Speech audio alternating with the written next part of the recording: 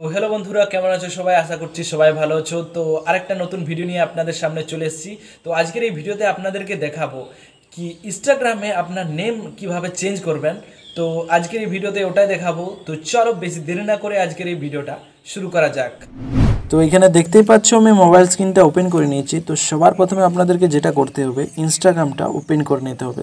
চলো আমি এখানে ইনস্টাগ্রামটা ওপেন করে নিচ্ছি, তারপরে আপনাদেরকে দেখাচ্ছি। তো এখানে দেখতেই পাচ্ছ আমি ইনস্টাগ্রামটা ওপেন করে নিয়েছি। তারপরে আপনাদেরকে এখানে যেটা করতে হবে, আমি এখান থেকে ব্যাক চলে আসছি।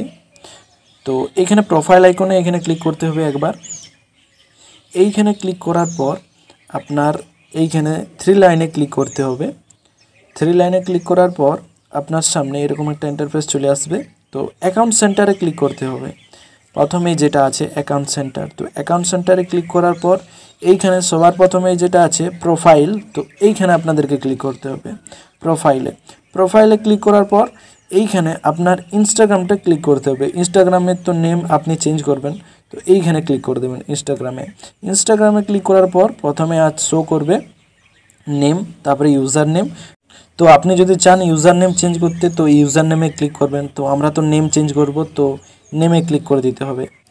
তো নেমে ক্লিক করার পর এরকম একটা ইন্টারফেস চলে আসবে। তো এইখানে আপনাদেরকে নেমটা এডিট করে নিতে হবে। তো এখানে আমি এডিট করে নিচ্ছি।